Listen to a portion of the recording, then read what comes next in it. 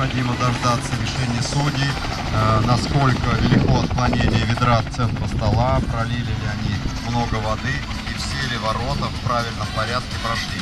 А мы с вами ждем очередную пару участников.